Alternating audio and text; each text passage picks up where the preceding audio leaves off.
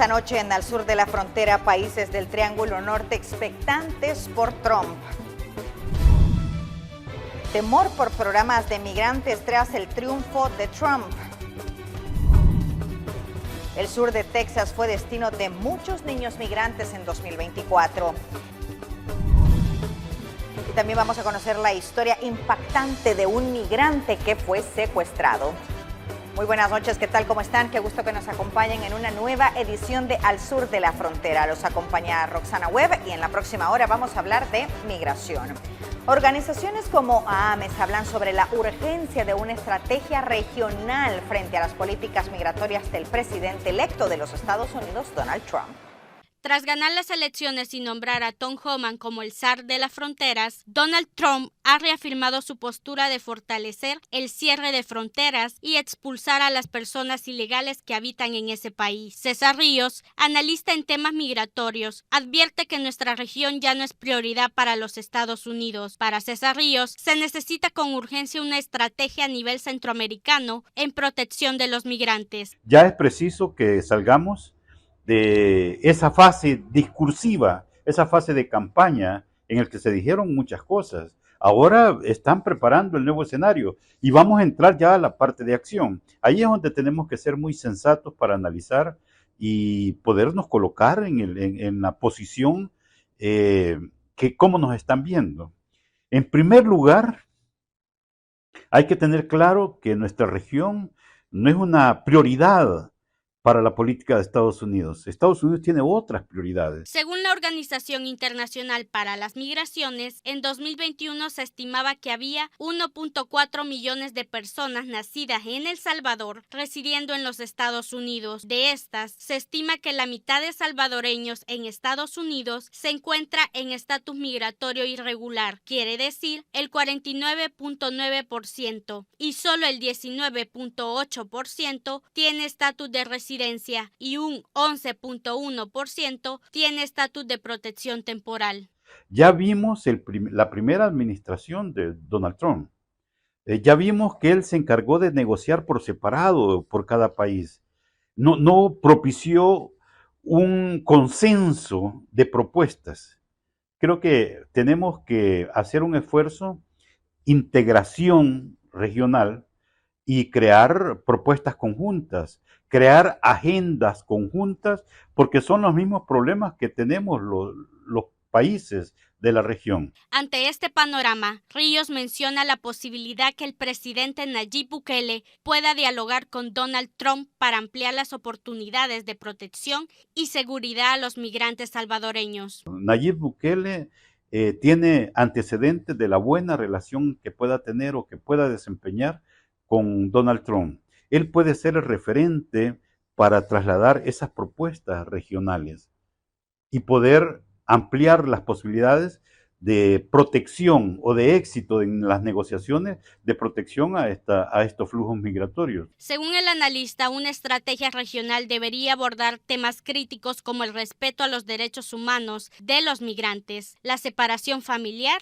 y el desarrollo de políticas de asilo y refugio más justas y accesibles. Esto permitiría a la región tomar un rol activo en la protección de sus ciudadanos. Este es un informe de Jacqueline Orellana.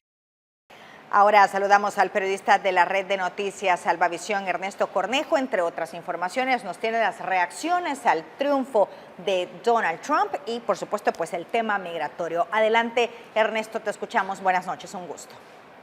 Un gusto poderlos saludar desde la costa oeste de los Estados Unidos. Es momento de actualizar información referente al tema de la migración irregular. Sabemos que desde hace algunos días ya se han tenido los resultados de estas recientes elecciones en las que han dado nuevamente a Donald Trump como presidente electo del país norteamericano. Las impresiones sobre las acciones que va a ejercer en materia migratoria tampoco se han hecho esperar.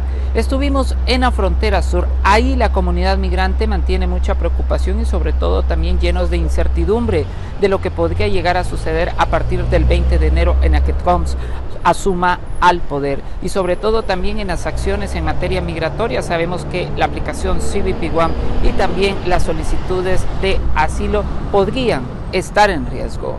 Más detalles se los presento en el siguiente informe. Tijuana, históricamente conocida como la ciudad de Paso en el norte de México, ha experimentado desde hace algunos años una transformación en su dinámica migratoria. Y es que dicha ciudad fronteriza se ha convertido en un destino permanente para muchos migrantes y refugiados provenientes de otros países. En uno de los 30 albergues habilitados para la atención de esta población encontramos a una familia de origen colombiano, quienes expresaron su temor por saber cuál será su futuro tras conocer el triunfo de Donald Trump y las medidas migratorias que él implementará cuando asuma el poder. Sí, muy duro la ganada de él, porque se ve que él es una forma como racista contra los extranjeros, contra los inmigrantes. Y pues sí, nosotros cuando apenas nos enteramos que ganó Trump fue devastador, pero nos dicen que todavía sigue la aplicación hasta que él se monte. Ahí está el 20 de enero, pero eso se demora para que él pueda tumbar la aplicación. O sea, yo teniendo fe que sí no va a salir la cita antes que él se estipule ahí. La esperanza de ser aceptados bajo la modalidad del programa CBP One es lo último que perderán. Además, enfatizó esta mujer que no todos los migrantes vienen con intenciones malas a los Estados Unidos, pues en su mayoría buscan mejores oportunidades, las que no han tenido en sus países de origen. Que tenga corazón, que no le tenga rabia a los inmigrantes. Todos vamos por una lucha, ¿ve? No sé qué le tiene rabia a los inmigrantes, tienen que saber que de pronto familias de él también pasaron por esto. O sea, que se ponga la mano en el corazón y piense por uno. Uno no va, obvio que hay gente del pueblo de uno que va a delinquir y todo eso. Pero dicen que por uno pagan todo, pero no es así. Uno va por un esfuerzo, a trabajar y a luchar. Ha sido difícil venir con su familia, su esposo y todo, y pasar procesos dificultosos. Sí, pero gracias aquí en el albergue estamos bien seguros, pero siempre en el trabajo sí. Mientras tanto, en Texas se ha intensificado la seguridad en la frontera sur con despliegues de más vehículos y personal policial, ante la expectativa de un aumento en el flujo migratorio antes de la juramentación de Donald Trump. Informó Ernesto Cornejo desde Los Ángeles, California, para la red de noticias Albavisión. Y el presidente electo Donald Trump ha dejado claro que la inmigración será una prioridad en su administración, desde deportaciones masivas hasta el fin de la ciudadanía automática para nacidos en Estados Unidos. Veamos cuál fue su propuesta migratoria. El presidente electo Donald Trump ha puesto la inmigración como una prioridad en su nueva administración. Ha prometido imponer un orden sin precedentes en la frontera sur y desde el primer día lanzar la mayor deportación masiva de inmigrantes indocumentados. Esto es lo que debes saber sobre su propuesta migratoria. Trump ha prometido realizar la mayor deportación masiva de inmigrantes indocumentados en la historia de Estados Unidos. Su plan es expulsar a 1 millón de personas al año, según estimaciones de su compañero de fórmula J.D. Vance. Trump propone usar la Guardia Nacional y aumentar el poder de las fuerzas policiales para esta operación. Además, planea invocar el Acta de Enemigos Extranjeros, una ley de 1798 que permite deportar a ciudadanos de países en guerra con Estados Unidos. Sin embargo, esta ley solo puede aplicarse si el Congreso declara formalmente la guerra, algo que no ha ocurrido desde 1942. Por otra parte, Trump ha prometido firmar una orden ejecutiva en su primer día para detener la concesión automática de ciudadanía a hijos de inmigrantes indocumentados. Trump propone retomar políticas como permanecer en México y restringir la entrada desde algunos países de mayoría musulmana. También ha planteado un filtro ideológico para quienes buscan ingresar al país. Además, asegura que completará el muro en la frontera con México, una obra que inició en su primer mandato. Para entender el futuro del estatus de protección temporal o TPS por sus siglas en inglés, consultamos a varios expertos. El TPS pueden también morir entre enero y marzo del año que viene. Para recibir una fecha para salir del país. Ellos pueden luchar en la corte, entonces eso puede demorar unos años. Los jóvenes con DACA también están en jaque. Es decir, todo es como era prometido hacer en el área de migración, estamos viendo que una serie de acciones ejecutivas pueden morir entre enero y marzo, porque siempre va a haber algún tipo de reto en las cortes. Pero igual que un presidente los creó con acción ejecutiva, un presidente puede eliminarlos por acción ejecutiva. Expertos han indicado que una deportación de esta magnitud enfrentaría grandes desafíos legales, logísticos y financieros. Un estudio del American Immigration Council en octubre estimó que deportar a 13 millones de inmigrantes indocumentados costaría al menos $315 millones. Es una promesa de deportar a 9 millones de personas. Físicamente imposible, incosteable, pero le puede hacer la vida imposible a millones de personas que están aquí sin documentos o esperando documentos. Las reacciones tampoco se han hecho esperar en Centroamérica tras el gane de Donald Trump nuevamente a la presidencia. Y es que aseguran activistas pro-migrantes que las situaciones en los programas que ellos están acogidos acá, como el TPS y DACA, podrían estar en un eminente limbo. Luego del triunfo electoral de Donald Trump en Estados Unidos, analistas y activistas pro-migrante en Centroamérica han mostrado su preocupación por la forma en la que abordará el tema de la migración, pues ha dejado entrever que algunos programas como el TPS y DACA serán suspendidos, los que podría poner en riesgo a esta población beneficiada. Una situación que definitivamente como región nos preocupa, dado que su discurso durante la campaña fue más orientado en cuanto a temas migratorios a sellar la frontera y detener la invasión de migrantes, como él siempre lo dijo. He escuchado también un discurso de él esta mañana donde dice vamos a cuidar la frontera. Significa que el tema migratorio va a estar en la agenda permanente y por ahí estaríamos viendo, por ejemplo, algunas medidas y prioridades legislativas orientadas a continuar la construcción del muro fronterizo, la externalización de las fronteras y el papel que juegan los gobiernos de la región en función de las políticas antimigratorias. Tal es el caso de Panamá, que ya está haciendo una labor de detención y de protección de su frontera. Entonces por eso hablamos de una externalización de la frontera. Por otro lado, se corre el riesgo de que se le ponga fin al TPS, porque también lo mencionó el presidente Donald Trump en su campaña. Eso implicaría ponerle fin al TPS, implica que miles de compatriotas hondureños, haitianos y salvadoreños tengan que ser deportados junto a sus familias a sus países de origen, lo cual tendría una implicación fuerte en la economía, dado que estos países nos nutrimos de las remesas. La primera presidencia de Trump se caracterizó por políticas migratorias agresivas y prometió ir aún más lejos de regresar nuevamente a la Casa Blanca. Y ahora habla de masivas deportaciones, cierre de la frontera sur y cancelaciones de solicitudes de refugio. Tiene una meta de deportar 1 millón de personas al año. Esa es la meta de la que he hablado. Entonces, logísticamente, operativamente y en términos de planificación y de recursos, una operación de esa magnitud toma mucho tiempo. Y como dije, no se han modificado las bases del sistema democrático de Estados Unidos. Por lo tanto, cualquier persona que esté en un proceso de enfrentar una deportación o remoción de Estados Unidos tiene derechos, aunque esté irregularmente acá, derechos que le dan el ser ventilado su caso con un debido proceso en las cortes de migración y las oficinas de asilo de Estados Unidos.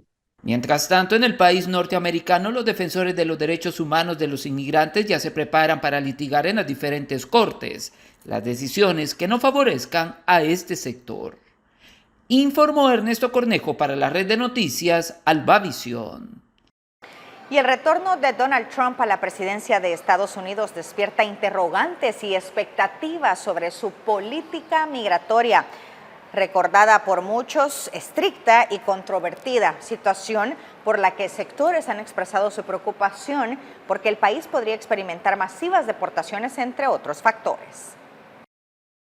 Donald Trump hizo de la migración y la frontera un tema central de su campaña, donde también prometió llevar a cabo la operación de deportación interna más grande en la historia estadounidense. En sus planes de deportación masiva apuntarían entre 15 a 20 millones de personas que, según él, permanecen como indocumentados en Estados Unidos.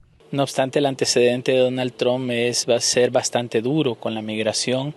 Recuerde usted que en su periodo de gobierno anterior creó las barreras invisibles entre Guatemala, Honduras y México. Iba a construir un muro, entre otras políticas. Entonces yo creería que en el transcurso de la implementación de su gobierno irá tomando algunas medidas un poco más drásticas, teniendo en cuenta que parte de su oferta como candidato fue generar un control migratorio en Estados Unidos. Según el experto en migración Arnulfo Sevilla, señala que este contexto afectaría a otros países emisores de migrantes, como Honduras y otros en Centroamérica, que podrían enfrentar una mayor presión ante el regreso de deportados y la falta de oportunidades para los migrantes. Hondureño y como país que crea muchos migrantes, es los retos que nos vamos a encontrar, porque Donald Trump continúa con una política en contra de los migrantes. Sabemos que van a venir muchas deportaciones y nos vamos a enfrentar nuevamente a mucha niñez que sea separada. Entonces, a las autoridades ya se tienen que empezar a preocupar y pensar de qué forma van a actuar para enfrentar estos. Por otra parte, José Acevedo, representante de derechos humanos, añadió que cualquier decisión de Trump en este ámbito tendría un efecto directo en los derechos de los migrantes, ya que una administración con un enfoque tan riguroso podría vulnerar aún más a la población en situación de riesgo. Quizás lo que pueda ocurrir es que haya un poco más de inversión en los países para que se reduzca la presión por migrar. Eso habrá que esperar qué pasa en los próximos meses. Todavía hay que esperar a enero, a la toma de posesión, y ver si hay algún cambio efectivo en la política migratoria. Según datos de la encuesta sobre la comunidad estadounidense, se estima que la población ilegal en Estados Unidos alcanzó los 11 millones en el 2022. En cámara de Ángel Maradiaga, les informó Berenice Amaya. Históricamente, los programas de ayuda para la comunidad inmigrante acá en los Estados Unidos los ha beneficiado. Uno de estos sectores han sido los nicaragüenses. Ellos mismos también han pedido que la nueva administración pueda tener consideración y sobre todo analizar detalladamente lo que podrían perjudicarles a este sector de la sociedad al quitar programas de ayuda.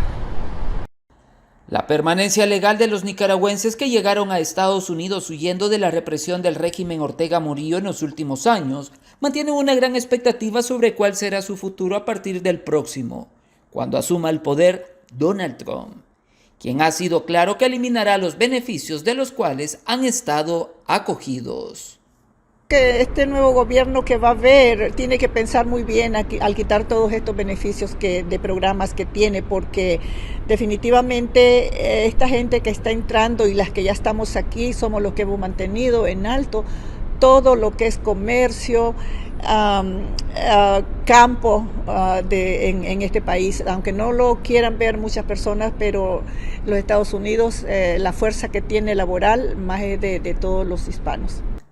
Lo que más preocupa es el flujo de las remesas, que ha sido un pilar clave para la economía del país centroamericano en los últimos años. Y si se dan las deportaciones masivas que ha anunciado Trump, podrían verse afectada esta nación, pues no está en condiciones para recibir a sus connacionales. Es por eso que guardan la esperanza que la próxima administración analice detenidamente las acciones que va a tomar. Debemos de confiar en los Estados Unidos, pero primeramente debemos de confiar en Dios. Dios es el que tiene la última palabra. Pensábamos que nos iba a dar lo que se dio, pero se dio y hay que seguir adelante con mucha fe, haciendo las cosas bien y esperando pues de que Dios entre en el corazón de cada miembro de gobierno que está a cargo de ahora en adelante, esperando pues de que haya algo bueno para los centroamericanos. A lo mejor viene algo mejor y no lo estamos viendo de esa manera. Hay que ser positivos de la mejor manera y si no, pues apoyarnos como personas inmigrantes, estar unidos siempre y dar la cara al frente, no también poniendo en alto nuestros países, no siendo personas no deseables en este país, siendo personas de provecho, de trabajo, de enseñar nuestras buenas costumbres, no traer malas costumbres, porque por eso hemos sido calificados muy mal muchas veces. Para algunos expertos, la migración de los nicaragüenses continuará debido a la crisis económica y política. Aunque las deportaciones afecten, la necesidad de emigrar persistirá. Informó Ernesto Cornejo para la red de noticias Albavisión desde Los Ángeles, California. También informarles que los miembros de la Confederación Centroamericana COFECA en la ciudad de Los Ángeles, California, llevaron a cabo una actividad cultural que pretendía enaltecer toda la riqueza cultural en cuanto a sus tradiciones y también principalmente en su música tradicional. El tema de este año es instrumentos musicales autóctonos, donde cada país habla de un instrumento musical que ya sea creado a través de pedazos de madera, a través de lazos, todo lo que tenga que ver que sea autóctono de cada país, donde podamos sacar música. Que la música sabemos que la música es el idioma mundial. Entonces, ¿qué pasa con eso? Nosotros hoy queremos resaltar lo que es nuestra cultura. Nuestra cultura está representada a través de música, arte, gastronomía, y como cada año nosotros siempre tratamos de identificarnos porque justamente el propósito de esta comitiva, de esta Comisión de Cultura, es presentarles a las nuevas generaciones de dónde venimos, mostrar cómo surge. En estos tiempos sabemos que los niños ahora solo dicen un teléfono, pues agarran otras formas tomando en cuenta lo que es la tecnología, ya no están más a nuestro tiempo. Entonces yo creo que nuestros padres nos mostraron a nosotros cómo ellos crecieron, y yo creo que la música, el arte, el folclore es parte de representar. Migración, seguridad y comercio son temas que interesan a Guatemala para fortalecer con la administración que retomará el presidente electo Donald Trump. Guatemala está a la expectativa de la relación que se tendrá con el gobierno del presidente electo Donald Trump. El canciller guatemalteco lo resume así. El tema migratorio fue el tema central en el debate electoral y seguirá siendo, diría yo, el punto más importante de la agenda bilateral. Otros temas que son de importancia y que de interés para los dos países, el tema de la seguridad fronteriza, el combate al narcotráfico.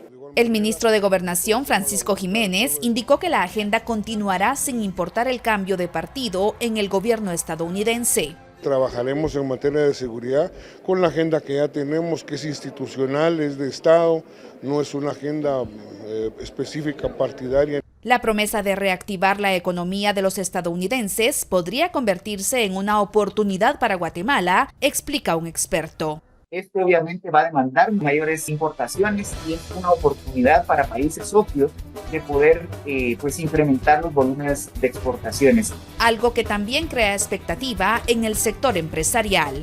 Hay muchísimas oportunidades en temas como nearshoring, donde posiblemente con las políticas que impulsa este nuevo gobierno habrán retos y habrán oportunidades. El presidente Bernardo Arévalo también mostró su disposición de continuar fortaleciendo los lazos con Estados Unidos. Eugenia Sagastume, Voz de América, Guatemala. Bueno, es parte de la información de lo que ha surgido acá. Estaremos pendientes en nuestra próxima emisión. También les estaremos llevando todos los pormenores relacionados a este y otros temas más que están aconteciendo en torno al fenómeno de la migración irregular. Informó desde Los Ángeles, California, para la red de noticias Albavisión, Ernesto Cornejo. Vamos a la pausa comercial. Ya volvemos con más en Al Sur de la Frontera.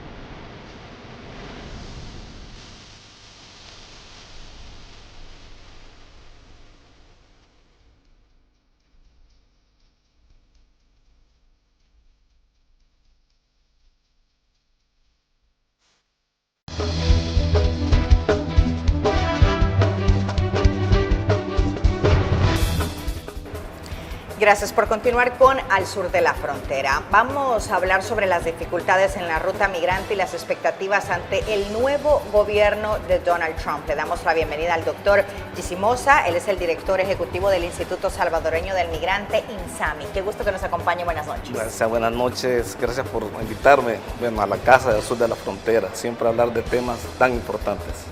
Así es, temas importantes y también mostrar la realidad de lo que viven los migrantes, específicamente en la ruta migrante. ¿Cuáles son estos peligros al cruzar la frontera, doctor?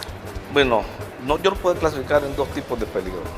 Un peligro de tipo de la naturaleza o del medio ambiente, donde vemos que los migrantes están deshidratados, están desnutridos, no tienen fuerzas y son víctimas además de las fieras o animales peligrosos como una mordedura de serpiente o pumas o otro tipo de animales que pueden incluso llevarlos hasta la muerte. Y también tenemos lo que son las amenazas de las bandas delincuenciales, donde son secuestrados, son víctimas de sobornos, son víctimas de violaciones en el caso de las mujeres, la trata y los niños que también sabemos que son sometidos a incluso tráfico de órganos. Pueden este tipo de cruzar la frontera de forma ilegal, puede dejar secuelas de por vida a las personas y no más como perder la muerte. Sí. Perder la vida, perdón. Hace unos días conocimos de varias caravanas. Los traficantes engañan a los migrantes haciéndoles creer que es fácil llegar a los Estados Unidos. Sí, la verdad que actualmente con los medios de comunicación, estamos hablando de medios de comunicación como el Facebook, Twitter, las WhatsApp, redes sociales. Las redes sociales, que realmente son un arma poderosa para ellos. Y desgraciadamente nuestros conciudadanos lo que más hacen es menos informarse y hacerle caso en el hecho que hubiera quedado la Kamala Harris, por decirlo usted. Ellos hubieran dicho, no, miren, es momento de irnos. Está abierta la frontera, denme unos $5,000 y vamos para allá. Hoy que el candidato Donald Trump ha ganado, les dicen lo mismo, solo que porque van a cerrar la frontera, van a cerrar la frontera. Entonces, ese es bien poderoso. Realmente se tendrían que las personas ver los medios de comunicación oficiales, ¿verdad? Informarse para no ser engañados. Sabemos que este es un gran negocio, donde están metidos, digamos, los traficantes, los carteles, los carteles, agentes aduanales, policías en otras partes del mundo. Sí. Y como INSAMI, ¿cómo ven el futuro de la frontera sur y la llegada de migrantes con Trump ya en la presidencia a partir de mediados de enero? Bueno, realmente va una caravana, ¿verdad? Pero había una disminución. En este momento, como podemos repetir, si la propaganda de los traficantes de personas aumenta, puede ser que lleguen más personas. Pero hay algo que tienen que tener en cuenta las personas, es que la frontera de Estados Unidos nunca ha estado abierta, ya sea que quedara la candidata Kamala Harris o el presidente Donald Trump, el electo en este momento. Entonces, puede ser que la gente se apresure y haya una llegada masiva de personas a la frontera. Pero ¿cuáles son, digamos, las expectativas de INSAMI con la llegada de Donald Trump? Bueno, realmente el actual candidato electo de los Estados Unidos es claro. Él va a seguir la construcción del muro, va a quitar los paroles humanitarios, que lo dijo, incluso va a remodelar la ley de asilo y refugio en Estados Unidos y ha planteado deportaciones masivas, pero eso realmente no es simplemente que él quiera.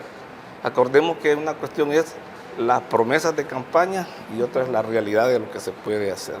Pero sí va a tratar, yo lo que puedo decir es que las personas que están en Estados Unidos, que anden mejor, como dicen en buen salvadoreño, con los dos pies juntos, que cumplan con las normas, que no se expongan a ser detenidos por la policía para no tener ningún problema.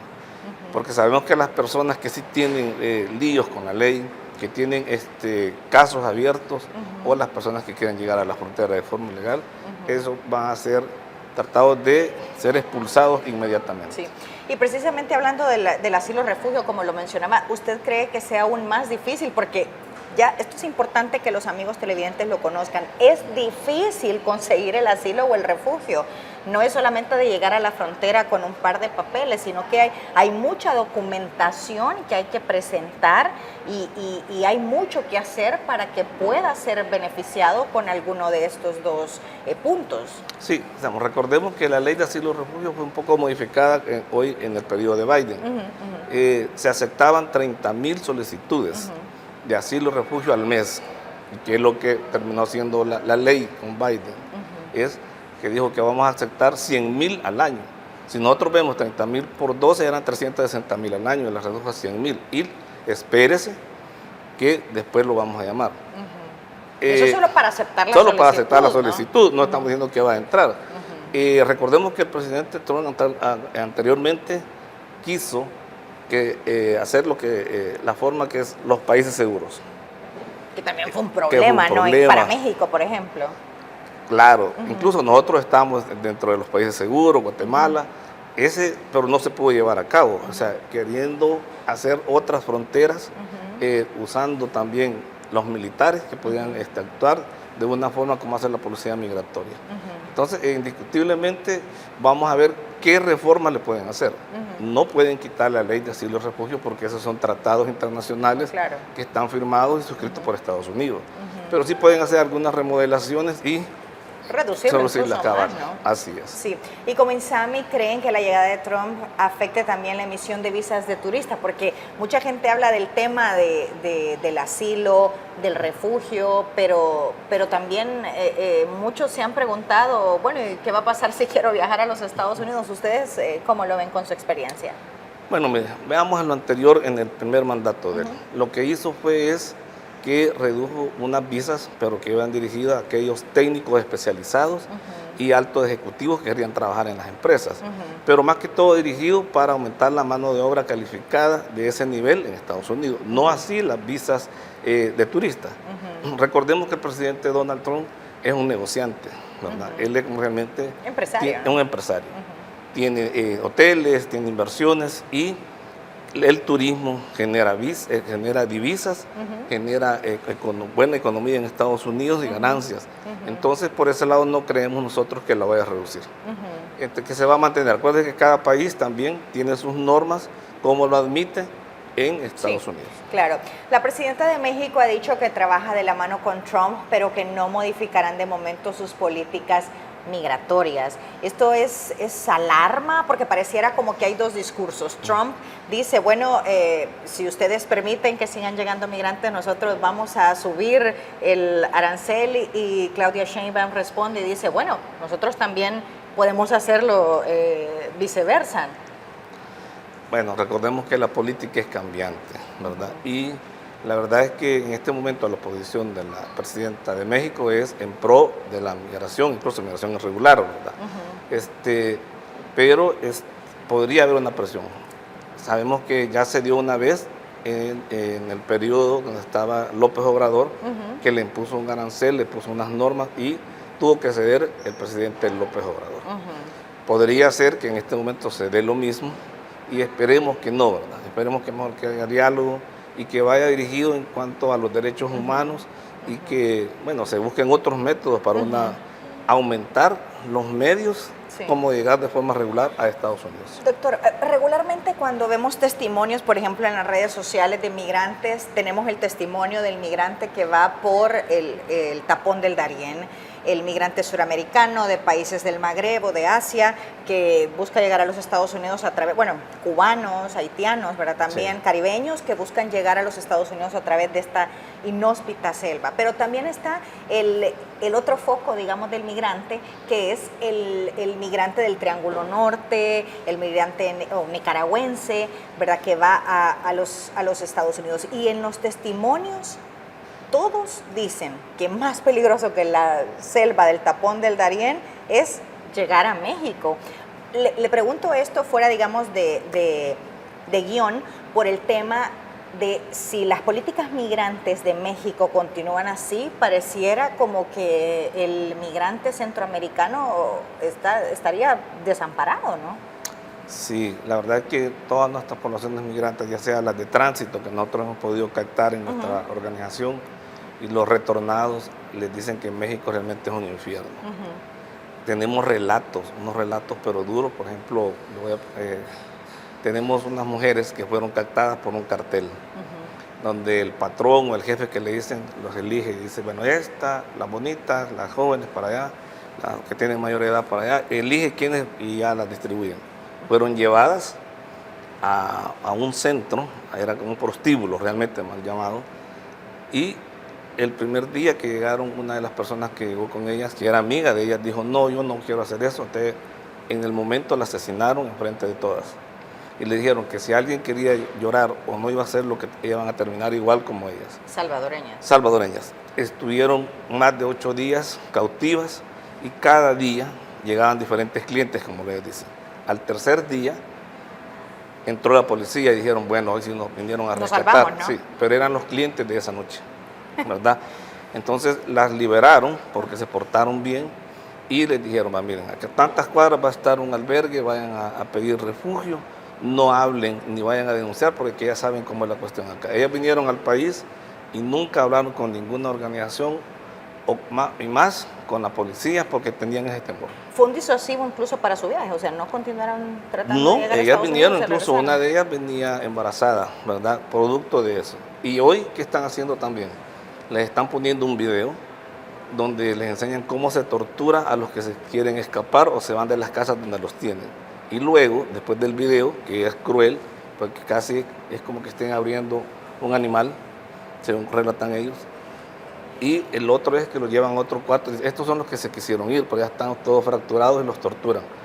Si te querés ir, ya ves lo que te va a pasar, ¿no? Dame todos los números de las personas que pueden dar algo por ti para que pagues lo que vamos a pedir.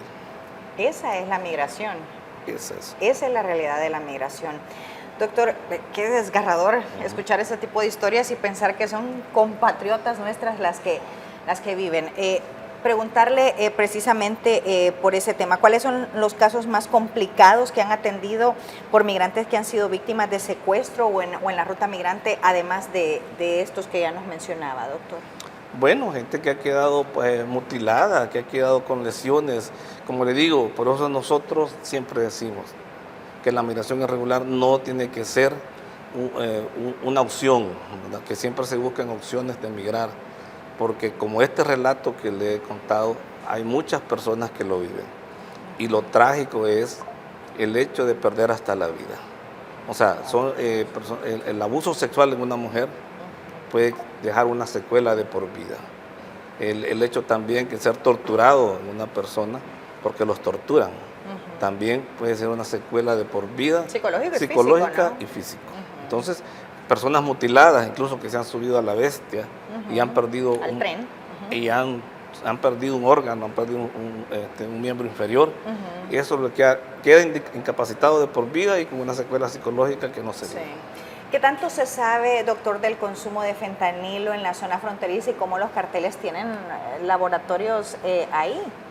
Sí, algunas organizaciones estaban relatando que, por ejemplo, en el 2024 ellos habían atendido 420, vamos a decir, pacientes de ellos, o personas que las están tratando por adicción al fentanilo y que son migrantes. Muchas veces estos migrantes ya llevan sus adicciones. Sí, pero fentanilo, digamos que... Sí, pero llevan otro tipo de adicción. Y claro, estar en la frontera sur, no poder pasar, estar en esa presión hace que busquen. Nosotros tenemos aquí también la experiencia de cuando los retornados no encuentran trabajo, se encuentran ofuscados, lo primero que buscan son drogas de abuso, si es que ya traen la adicción. Ellos relatan, estas organizaciones, que en años anteriores va aumentando el número de personas adictas al fentanilo. Recordemos que el fentanilo es una droga para muchos, 150 veces más potente que la heroína y 100 veces más fuerte que otras drogas. Y es altamente adictiva. Incluso los mismos adictos, por decirlo así, o las personas que la ingieren, dicen, por favor, nunca lo prueben, porque les va a gustar tanto. Se engancha rápido, ¿no? No, es altamente adictivo. Por eso siempre he dicho, yo siempre aconsejo, mire, si usted nunca ha ingerido una droga, por lo mejor ni la voltea a ver, porque no sabe cuánto le va a gustar y hasta dónde va a llegar. Hemos visto nosotros los casos de esas personas que parecen zombies. Sí. ¿Verdad? Y el uso del fentanilo lleva hacia eso. Sí, y como las imágenes, le pregunto por esto, doctor, bueno, como fundación, porque yo sé que como INSAMI, pues conocen el trabajo de lo que sufren los migrantes, ¿verdad? Y cuando son deportados, pero además porque este tipo de drogas o de situaciones la gente cree que solo se pasa en Estados Unidos, pero en la zona fronteriza hemos visto imágenes de migrantes deambulando y que ni siquiera pueden seguir su viaje o regresar precisamente por eso. Aquí viene ya, para ir finalizando, doctor, ¿qué trabajo hacen ustedes como INSAMI aquí en El Salvador y cómo aportan para toda esta comunidad de deportados que necesitan reinsertarse en la vida laboral en el país, sentirse productivos, ¿verdad? Y superar esta situación complicada de no lograr ese objetivo, ¿verdad? De llegar a los Estados Unidos. Bueno, por eso nosotros esencialmente sabemos que la salud es integral para que usted pueda poder desarrollarse. Porque muchos de estos migrantes que ya tienen 30, 40 años de estar en Estados Unidos vienen enfermos, son diabéticos, son hipertensos, algunos tienen algunas adicciones y algunos tienen algunas patologías neurológicas que hay que seguirlas, que se han perdido su continuidad. Sí. Por eso damos una atención psicológica, atención médica, para luego poder nosotros optar con algunos organismos o con los que tenemos alianzas para poder ver cómo se insertan a la vida laboral. Tenemos un programa de certificación de competencias laborales, tenemos como que se llama nexos con otras organizaciones para poder ver si se hace un emprendedurismo. No es fácil, le voy a decir. Realmente por eso nosotros siempre nos preguntamos, ¿hasta cuándo vamos a dejar de atender a un migrante? ¿Cuándo alguien tiene la necesidad de no ser asistido? Nosotros tenemos pacientes que tenemos 7 años de estarlos atendiendo y que como ya vinieron en edad avanzada, no han podido conseguir un trabajo estable, no han podido desarrollarse y además que tienen patologías muy severas de tipo neurológicas como la esquizofrenia, tenemos pacientes bipolares y otros trastornos neurológicos. Sí. Bueno, muchas gracias, doctor. Esperamos de que con esta entrevista la gente pueda conocer ese lado de la frontera que no lo pintan en las redes sociales, que es duro, que es cruel y que lo mejor es buscar una manera de emigrar legal, ¿verdad? Hay opciones, ya se están conociendo opciones a través de la asistencia de gobiernos como Estados Unidos o como el de Canadá, por ejemplo, para poder migrar. Sí, realmente la migración irregular, como puede uno perder la vida o pegar con secuelas. Hay que buscar otras vías, las visas de trabajo, la reunificación familiar, esperemos que puedan haber otros programas que hagan que las personas lleguen de forma regular a los Estados Unidos. Porque es como jugar una ruleta rusa. Y en la ruleta rusa como puede tener éxito, como puede morir. Sí. Gracias, doctor. Gracias por habernos acompañado. A ustedes, gracias. Muy amables. Nosotros así vamos a una nueva pausa comercial, pero ya volvemos con más.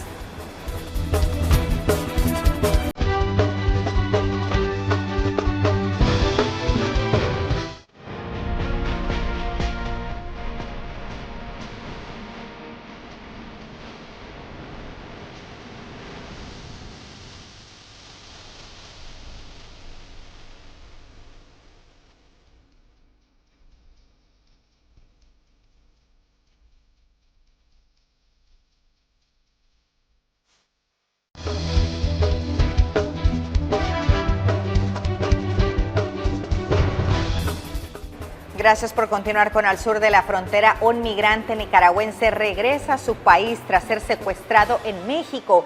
En su dramático retorno al pasar por Guatemala narró su impactante historia. Los detalles a continuación.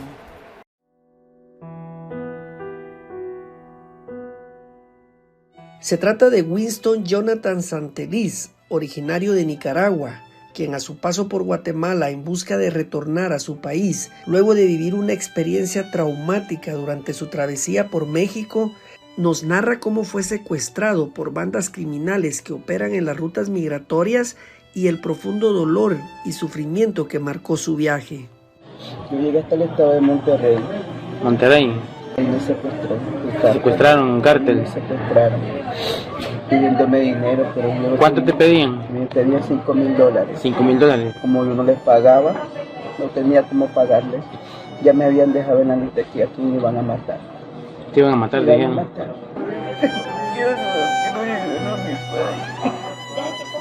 Con un llanto aterrador, el migrante nicaragüense narró cómo fue retenido en condiciones inhumanas mientras los secuestradores exigían a su familia la suma antes mencionada, quienes al no tener respuesta del pago habían determinado aniquilarlo, pero afortunadamente en un descuido el nicaragüense logró escaparse. Yo no recuerdo que ahí me dijeron, mira, te vas a hacer a este lado con 3 personas que no habían pagado. Y a los que iban pagando los iban sacando. Me puse, pero yo no sé cómo Dios me iluminó, que en lo que ellos dieron la vuelta yo me salí por un lado. Era una casa abandonada. Y ahí delante de todo, ahí mataban a la gente. ¿Viste todo? Los cuerpos quedaban ahí.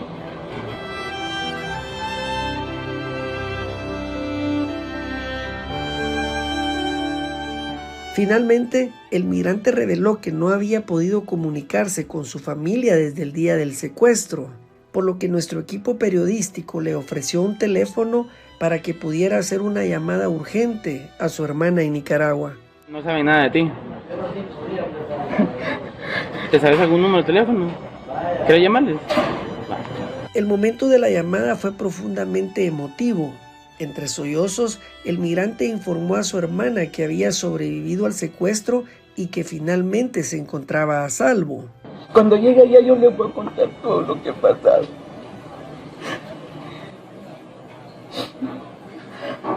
Te quiero mucho. Yo también, oíste, estate tranquilo. Bueno, muchas gracias por la llamada. Ahora que Winston va de regreso a Nicaragua, agradece estar con vida, aunque el trauma vivido lo acompañará por siempre. Con imágenes de Denis Loyo desde la frontera Aguacaliente, en el departamento de Chiquimula, Omar Vázquez.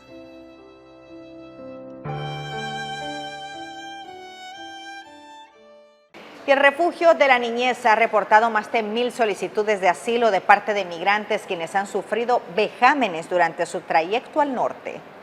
El trayecto de los migrantes está lleno de peligros. Informes y testimonios recogen la odisea que pasan miles de migrantes cuando emprenden su viaje a los Estados Unidos. Entre estas problemáticas está quienes sufren de abuso sexual. Según el Refugio de la Niñez, 1,200 solicitantes de asilo han planteado estas situaciones. Bueno, tenemos presencia en 6 de los 8 CAPMIR que hay en los puntos fronterizos, donde estamos dando asistencia humanitaria, pero también información a las personas que transitan o que solicitan asilo en Guatemala. Hay que recordar que en el último año la mayor cantidad ha sido de venezolanos los que han ingresado al país, muchos de ellas están solicitando asilo. Llevamos 1,200 solicitudes procesadas frente a la autoridad migratoria y muchos de ellos han planteado situaciones tanto de violencia sexual como de trata de personas en el tránsito migratorio. Entre los desafíos y peligros a los cuales se enfrentan los migrantes en el país están las violaciones, extorsión, condiciones precarias, persecución, entre otros. Según entidades de apoyo, es fundamental la cooperación entre gobiernos, la sociedad civil y la comunidad internacional para garantizar la protección de los derechos humanos de los migrantes. Más de 4.800 migrantes han muerto en la frontera sur de Estados Unidos en los últimos 10 años, con el ahogamiento como la principal causa. Pese a los esfuerzos, hay un número grande de migrantes fallecidos sin identificar. Donald Trump anunció a través de su red social la designación de Tom Homan como el zar de la frontera en su nueva administración.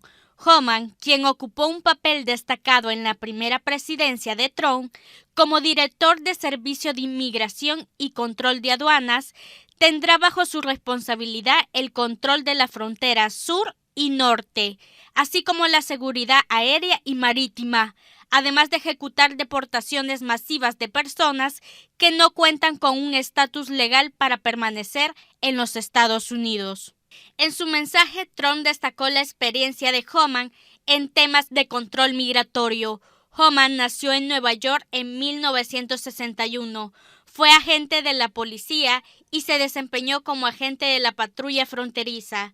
Luego, en el 2013, periodo de Obama, fue nombrado director ejecutivo asociado de Inmigración y Control de Aduanas.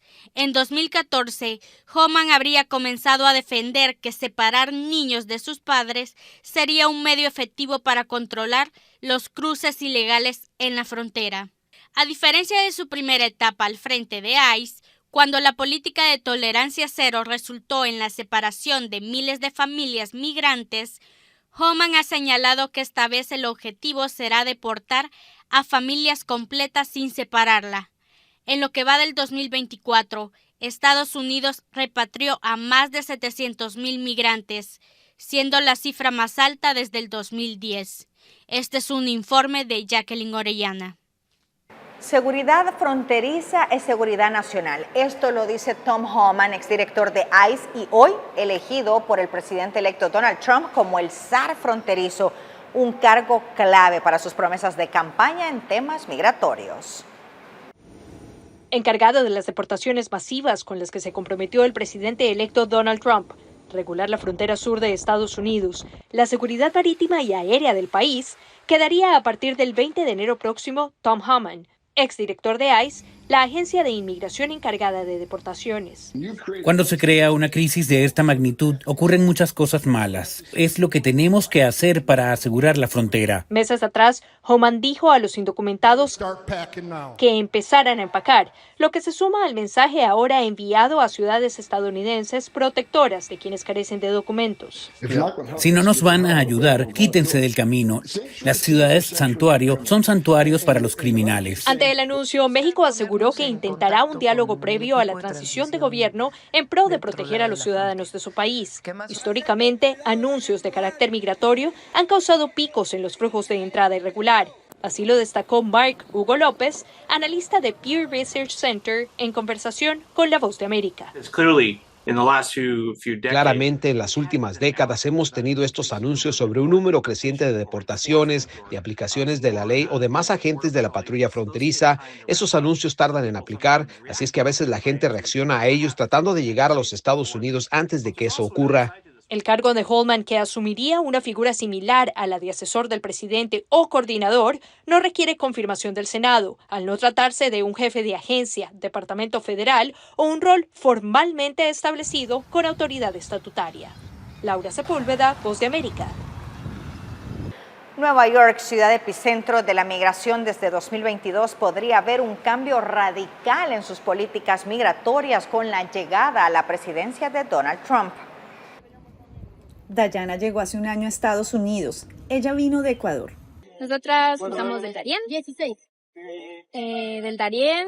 Eso es duro, sí es duro. Pero tienes que mentalizarte que vas a entrar a una selva, que vas a correr muchos peligros. Ella se levanta a las 3 de la mañana y trae almuerzos que arrastra en estas neveras pesadas para vender en la calle junto a Cristina, otra migrante ecuatoriana. Así se ganan la vida. Yo sé que lo que hacemos no tenemos permisos, en cierta forma es como algo de la calle, ¿no? Sé que es algo que en cierta forma es como ilegal, pero por ejemplo no estamos robando, no estamos matando. Ellas hacen parte de los más de 500,000 de migrantes indocumentados que se encuentran en la ciudad de Nueva York, según un informe de la Contraloría, y que ahora ven amenazados sus procesos migratorios con el cambio de gobierno. Tenemos unas comunidades ya organizadas y en resistencia contra cualquier ola de violencia en contra de nuestras comunidades migrantes. Pese a que el comisionado de Asuntos para la Migración de la ciudad anunció que esta seguirá siendo una ciudad santuario y que les estaremos protegiendo su información. Se espera que el presidente electo Donald Trump reemplace al fiscal del caso en contra del alcalde Eric Adams y, según expertos legales citados por New York Times, que incluso perdone al alcalde en su caso federal por corrupción. El acercamiento entre el demócrata y el republicano se vio durante el mitin en Nueva York, en donde Trump lo defendió. Un cambio en las políticas migratorias ya se ha hecho vigente con la eliminación a partir de enero del programa de tarjetas para comida y pañales a familias migrantes. Cristina le hace un llamado a las autoridades. Que no nos manden, que abra más trabajo. Vamos a la pausa, ya regresamos.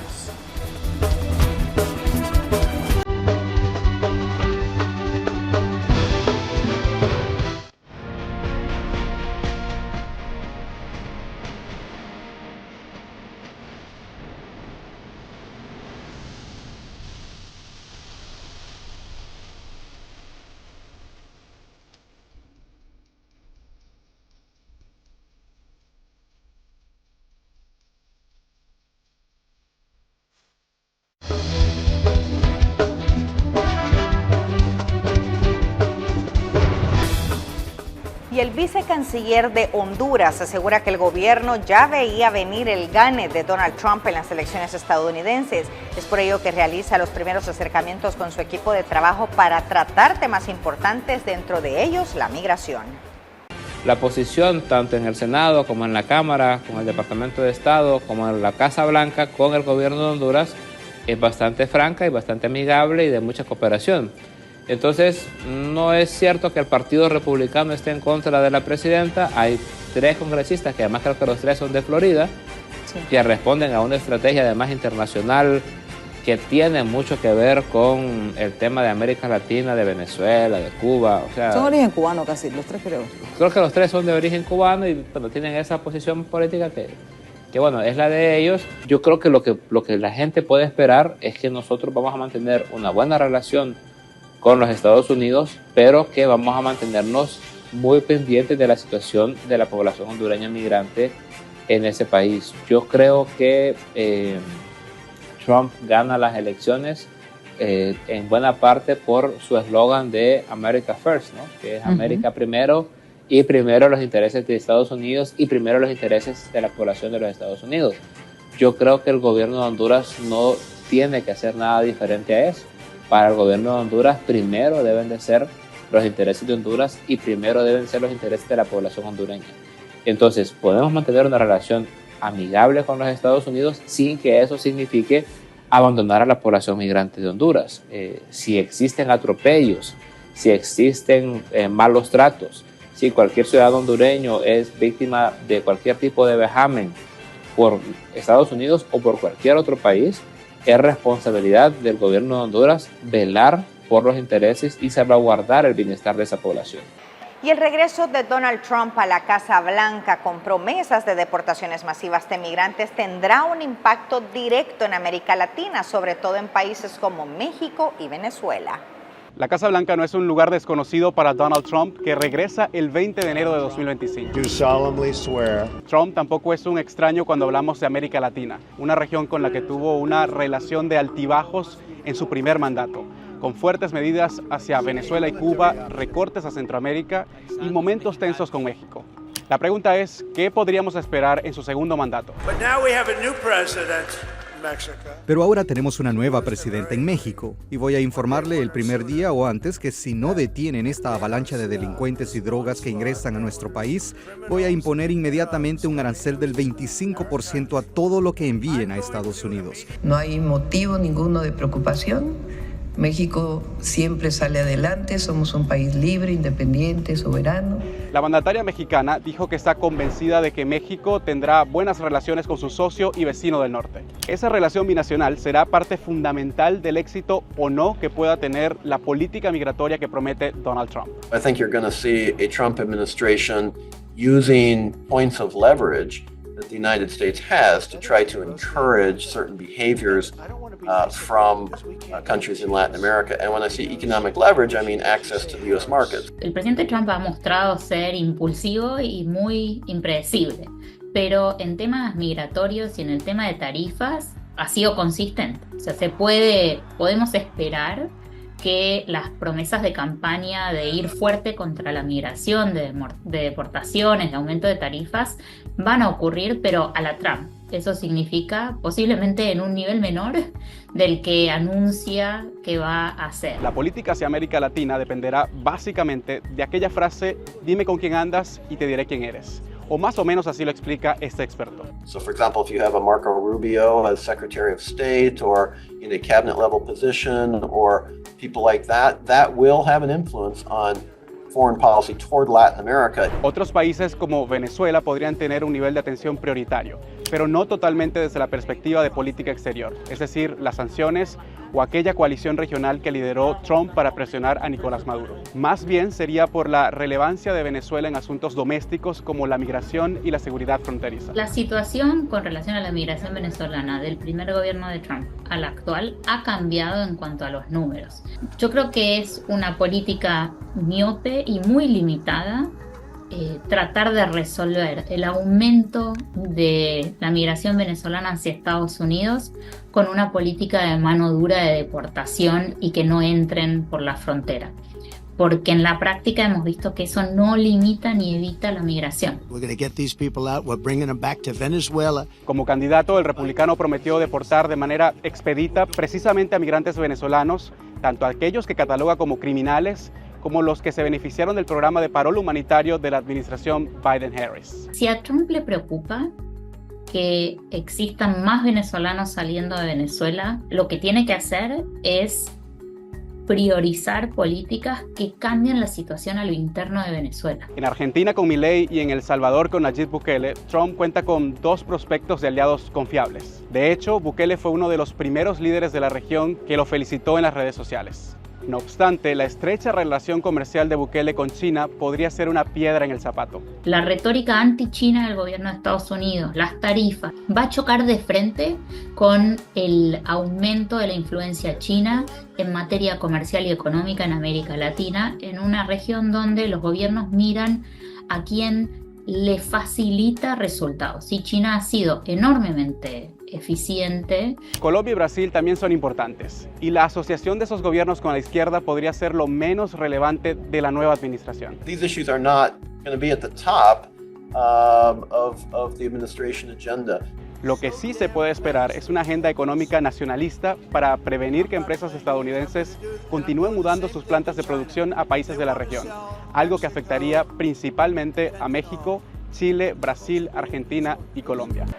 El sur de Texas fue una de las rutas preferidas por los menores de edad que durante el año fiscal 2024 migraron a los Estados Unidos sin documentos ni acompañantes adultos, según las cifras oficiales.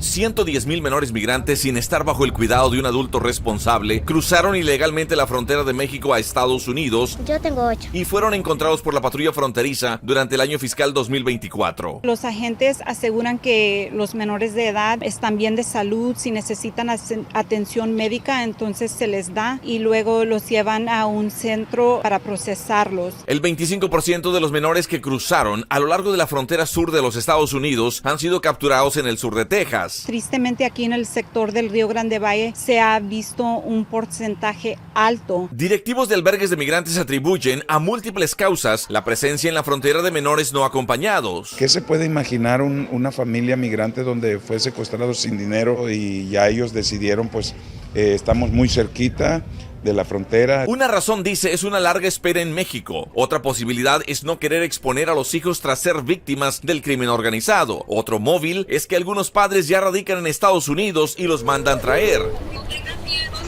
Y otro motivo es porque los padres fueron expulsados, pero envían a los hijos a Estados Unidos para reunirse con algún familiar en el intento de mejorar su futuro. Yo sé que hay muchas circunstancias y situaciones, pero no abandones a un niño, no abandones a tu hijo. La patrulla fronteriza rescató recientemente a 3 menores abandonados a bordo de una balsa que flotaba sobre el Río Grande, por lo cual advierte a los migrantes que no se arriesguen, que mejor apliquen por la aplicación de CBP One App para una manera legal. Víctor Hugo Castillo, Voz de América, McAllen, Texas. Y más de 65,000 migrantes han sido retornados a Guatemala, tanto de Estados Unidos y México, hasta la segunda semana de octubre, afirman las autoridades. Según informe de autoridades migratorias, en lo que va del año suman alrededor de 65,200 migrantes que han sido retornados a territorio guatemalteco. Estas deportaciones son procedentes de Estados Unidos y México. El reporte detalla a 14,818 mujeres y 43,508 hombres. Las estadísticas mencionadas también reflejan a la población migrante no acompañada. Del total de deportados de niñas, niños y adolescentes a Guatemala son 6,806. De los menores retornados al país, 4,708 son acompañados y 2,098 no acompañados. La llegada de migrantes al país es vía terrestre y aérea. Las personas reciben apoyo integral que está enfocado en distintos ejes para asegurar el bienestar de los retornados. Guatemala fue el 5º lugar a nivel mundial en la llegada de migrantes a la frontera sur de Estados Unidos durante el año fiscal 2024. Durante el año fiscal 2024, que concluyó el 30 de septiembre, la Oficina de Aduanas y Protección Fronteriza CBP, por sus siglas en inglés, contabilizó el procesamiento de poco más de 2.9 millones de migrantes. De esa cifra, 206,971 son guatemaltecos. Solo en septiembre se reportó la llegada de 7.161 compatriotas, un descenso respecto a meses anteriores. Esto posicionó a Guatemala en el 5º lugar a nivel mundial. En la primera casilla se encuentra México, le sigue Venezuela, Haití y Cuba. Pero la situación es distinta en el caso de menores no acompañados, pues con los 31.330 menores que fueron atendidos en la zona fronteriza estadounidense, nos ubicamos en el 2º lugar, solo superados por México con 32.890. Y con el fin de reducir la migración irregular y fomentar un mayor ingreso económico de las familias, se impulsó el programa Crecer, que tuvo la participación de OIM, USAID y ProMujer en Guatemala. A través de este programa, que tuvo una duración de 15 meses, se llegó a cerca de 300 hombres y mujeres de 4 departamentos, siendo Guatemala, Zacatepeques, Chimaltenango y Sololá.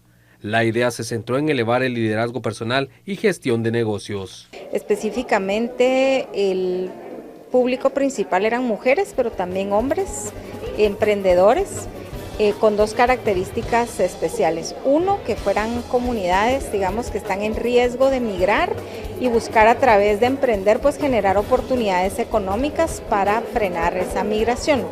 Y en segundo lugar, también migrantes retornados que están pues o en busca de colocarse en algún empleo o también pues a través del emprendimiento generar otras oportunidades y el desarrollo en el país. Es todo. Gracias por habernos acompañado. Estuvo con ustedes Roxana Webb. Hasta la próxima.